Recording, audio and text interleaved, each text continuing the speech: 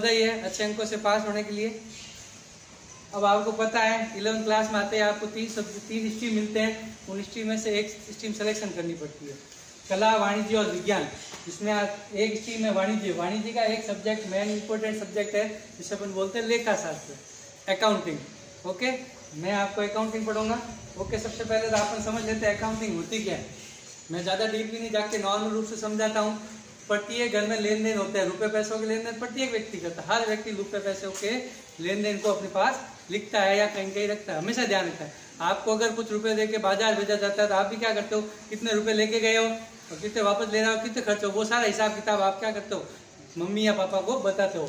तो इसी तरह से जब बिजनेस में आ जाते हैं, बिजनेस में इसमें रुपए पैसों की बात आ जाती है, तो उनका क्या करें, बहुत बड़े लेन देन होते हैं। तो ऐसी कंडीशन में क्या करते हैं, बड़े बड़े बिजनेस में जो व्यक्ति बिजनेस कर रहा है, जो व्यक्ति पुस्तकें रख रहा है, जो व्यक्ति कुछ न कुछ काम करता है, वो क्या करेगा, अपने जितने भी खर्चे होंगे, जितने भी इनकम होगी, वो क्या करेगा, पुस्तकों में लिखेगा। नॉर्मल रूप से आप बता दूं कि लेखा शास्त्र क्या होता है, व्यवसाय में होने वाले लेन देनों को क्या करना, समय अवधि के अनुसार पुस्तकों के अंदर लिखते रहना। इसे ही अपन क्या कहते हैं, मेन नाम आ जाता है आपके लेखा शास्त्र का। सबसे पहले क्या आ जाता है कि जो भी लेन देन होते हैं उनको कहाँ लिखना, पुस्तकों में लिखना, नॉर्मल रूप से अकाउंटिंग। वैसे अकाउंटिंग की बहुत सी परिभाषाएं भी दे रखी है आपकी बुक्स में, लेकिन अब मैं आप फर्स्ट टाइम पढ़ दो इसलिए आपको सिंपल सा बता दूं कि व्यवसाय के अंदर या बिजनेस के अंदर जो भी लेन देन होते हैं, जो भी रुपए पैसों से रिलेटेड संबंधित कुछ भी लेन देन होते हैं, उनको कहाँ लिखना, पुस्तकों में लिखना, क्या कहलाता है, लेखा शास्त्र कहलाता है। अब लेखा शास्त्र को समझने के लिए मैंने कुछ पॉइंट लिखे हैं, इन पॉइंट को समझना जरूरी है। देखो, सबसे पहले क्या लिखा है कि आर्थिक घटनाएं, यानी पुस्तकों में किन को लिखा जाता है। सिंपल सी बात है, हर एक चीज को अपन पुस्तकों में नहीं लिख सकते। बिजनेस में बहुत सारी बातें होती है, हर एक चीज को अपन पुस्तकों में नहीं लिख सकते। कैसी पुस्तकों में लिखना है, जो आर्थिक घटनाएं हो। आर्थिक का मतलब किससे होता है, धन से। आर्थिक किससे लिया गया है, धन से। तो ऐसी घटनाएं जिनको हम आर्थिक रूप से रुपए पैसों में क्या कर सकते हैं या धन में व्यक्त कर सकते हैं, उसे क्या करना है, उनकी घटनाओं की आपको पहचान करनी है। तो जो घटनाएं आर्थिक घटनाएं होती है उनको आपको पहचान करना, ठीक है, उनके बारे में जानकारी प्राप्त करना है कि कौन कौन सी घटनाएं आर्थिक होती है। फिर दूसरा क्या दे रखा है, उनकी पहचान और मापन करना। अगर उसका संबंध धन पैसे से है तो उसकी पहचान करो कि हाँ ये रुपए पैसे संबंधित है, तो उसका पहचान करना है और उसको मापना है कि वो कितना हो रहा है। जैसे माल बेचा, माल खरीदा, इन सब में आर्थिक घटनाएं हो रही है, सब में रुपए पैसों संबंधित है, तो उनकी पहचान करना और उसको मापना। ओके, फिर उसका क्या करना, अभिलेखन करना। अभिलेखन मतलब लिखना। अभिलेखन का अर्थ क्या हो गया, उनको लिखना। कहाँ लिखना, बुक्स में लिखना। ऐसा नहीं हम हर जगह लिखेंगे, इसके लिए एक फिक्स बुक्स होती है अकाउंटिंग करने के लिए। उन बुक्स में अंदर क्या करना, इन आर्थिक घटनाओं को लिखना। फिर उसके बाद उसका क्या करना, संप्रेषण करना। संप्रेषण किसको करेंगे, जो जिसका संबंध बिजनेस से होता है। कौन कौन से, मालिक हो सकता है, विनियोगकर्ता हो सकता है, बैंक हो सकती है, और भी बहुत सारे व्यक्ति होते हैं। उनको क्या करना, इन घटनाओं के बारे में संप्रेषण करना, ये इन घटनाओं को, इन सूचनाओं को उन तक पहुंचाना। तो लेखांकन क्या है, लेखांकन क्या है, व्यवसाय में होने वाली घटनाओं को पुस्तकों में लिखना एक तरह से लेखांकन कहलाता है। अब ध्यान बता दूं मैं आपको, मेन इंपोर्टेंट एक छोटा क्वेश्चन बनता है कि सबसे पहले 1694 ईस्वी के अंदर एक वैज्ञानिक थे लुकास पेसियोली, उन्होंने सबसे पहले इसका प्रयोग किया था। वैसे देखें तो लेखा शास्त्र पुराने जमाने से शुरू हुआ है, जब हमारी सभ्यता चल रही थी उस समय से लेखा शास्त्र के, लेकिन वो लिखने का तरीका उनका अलग था। अब धीरे धीरे लुकास पेसियोली ने क्या किया, एक नियम और सिद्धांत बनाया, उसके अकॉर्डिंग लेखा शास्त्र, लेखा रखना शुरू कर दिया। तो लेखांकन का ये मेन अर्थ बता दिया मैंने आपको। अब आपको आगे बताता है लेखा शास्त्र के उद्देश्य क्या क्या है, लेखांकन के क्या क्या उद्देश्य है। पहला मेन उद्देश्य आता है कि लेन देनों का हिसाब रखना। लेन देनों का हिसाब मतलब व्यवसाय में लेन देन। अब शब्द आता है लेन देन क्या होता है, transaction. What is transaction, transaction क्या होता है, ट्रांजेक्शन होता है कि व्यवसाय में जो भी क्रियाएं होती है जिसका संबंध किससे हो, रुपए पैसों से। एक नॉर्मल सा उदाहरण बता दूं मैं आपको, मैं घर से स्कूल आ रहा हूँ, ठीक है, आने से जाने का समय खर्च हो रहा है, उसका कोई मूल्य नहीं लग रहा है, सिर्फ समय है, कोई पैसे नहीं लग रहे हैं। लेकिन मैं घर से स्कूल आ रहा हूँ, मेरे गाड़ी का क्या हो रहा है, पेट्रोल खर्च हो रहा है, उसमें क्या लग रहा है, पैसे लग रहे। तो ऐसे व्यवहार, ऐसे क्रियाएं जिनका संबंध रुपए पैसे से हो, धन से हो, उनका क्या करना, लेन देनों का क्या लिखना, हिसाब किताब रखना। उनका आपको हिसाब किताब रखना, यानी उन लेन देनों को क्या लिखना, बुक्स में लिखना।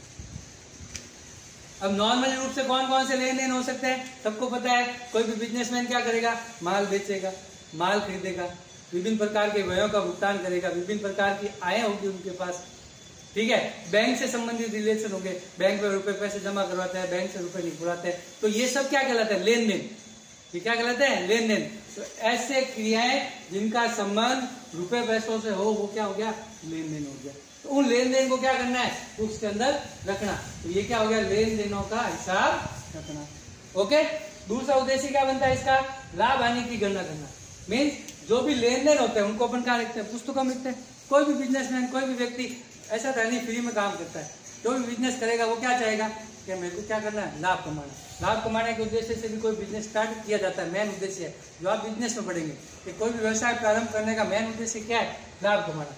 तो जो भी बिजनेस है वो क्या करता है, अपनी जो भी पुस्तकें रखता है उससे क्या ज्ञात करता है, वो लाभ हानि की गणना करना। उसके लिए वो क्या बनाता है, P&L account, profit and loss account.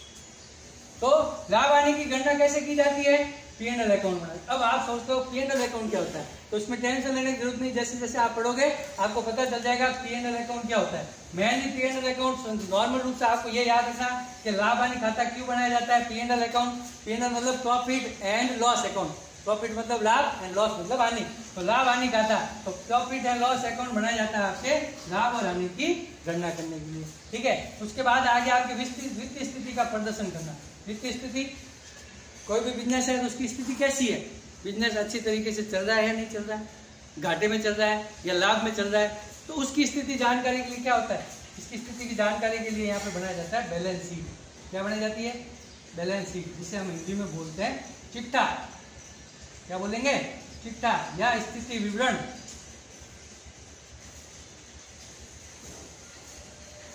ये पूरे बिजनेस का दर्पण है। इससे पूरा बिजनेस की जानकारी हो सकती है कि उसकी स्थिति कैसी है, कैसा बिजनेस चल रहा है, घाटे में चल रहा है, प्रॉफिट में चल रहा है। तो वो सारी जानकारी किसके माध्यम से हो सकती है, स्थिति विवरण के माध्यम से। तो उद्देश्य के अंदर क्या आ गया, जो भी वित्तीय स्थिति है उसको प्रदर्शित करने का काम कौन करता है, लेखांकन करता है। लेखांकन का मेन उद्देश्य ये भी आ गया। ओके। इससे क्या होगा, इससे अपने पास जो भी इन्वेस्टर वगैरह है, बैंक वगैरह है, सरकार वगैरह है, उन सब वो कैसे इसका प्रयोग करते हैं। इसके आगे वाले पॉइंट में देखिए कि इसके आगे का उद्देश्य क्या दे रखा है, उपयोगकर्ताओं को सूचनाएं उपलब्ध करवाना। मीन्स पहले लेन देनों का हिसाब किताब अपने किस में रखा, बुक्स में रखा।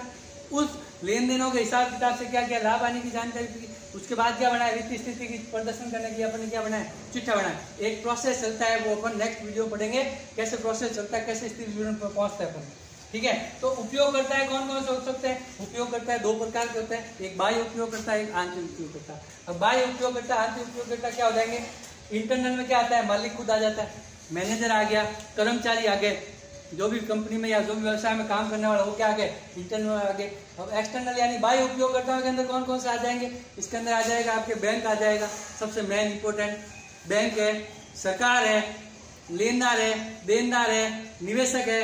ये सब किस में आते हैं, आपके बाह्य उपयोगकर्ता में। तो कौन कौन से हो गए बाह्य के अंदर, देखो जैसे बैंक। अब आप कहोगे बैंक कैसे होता है, कोई भी बिजनेसमैन होता है, सिंपल सी बात है, वो अपना बैंक अकाउंट रखता है। जो भी धन, जो भी रुपए पैसे आते हैं उसका लेन देन किससे रखता है, वो बैंक से रखता है। अब इंपोर्टेंट कहाँ से आती है कि बैलेंस शीट कहाँ काम आएगी। अब बैंक के अंदर क्या होगा, बिजनेसमैन को हर जगह रुपए पैसों की जरूरत होती है, तो वो क्या करेगा, बैंक के पास लोन देता है। अब तो ऐसा तो नहीं आप जाओगे जाके कहोगे मेरे को लोन चाहिए, लोन दे देंगे, नहीं, बैंक ऐसे लोन नहीं देगा। बैंक क्या देखेगा, आपकी स्थिति देखता है, आपकी वित्तीय स्थिति कैसी, उसको चेक करता है, उसके आधार पर क्या देगा, आपको लोन देगा। अब गवर्नमेंट कैसे हो गई, सरकार कैसे हो गई, आपकी स्थिति है, आपने कितना माल बेचा है, कितना किया है। अब एक नया शब्द है जीएसटी, ठीक है। तो जीएसटी वगैरह कैसे लगती है, टैक्स कैसे लगाया जाता है, वो सब क्या होता है, इन दोनों पे डिपेंड करता है। तो सरकार का भी रिलेशन बिजनेस से होता है। इस तरह से निवेशक है, देनदार है, लेनदार है, ये सब क्या होते हैं अपन आगे आगे नेक्स्ट वीडियो में पढ़ते रहेंगे। तो मैं देख लो वापस उद्देश्य क्या है, लेन देनों का हिसाब रखना, लाभ हानि की गणना करना, वित्तीय स्थिति का प्रदर्शन करना और उपयोगकर्ताओं को सूचनाएं उपलब्ध कराना। ओके, अब इस पर नॉर्मल शब्द क्या है? लेखा शास्त्र। सबसे पहले आपको इसका ज्ञान होना जरूरी होता है। लेखा क्या होता है? लेखा होता है पुस्तकों में लिखना। ओके।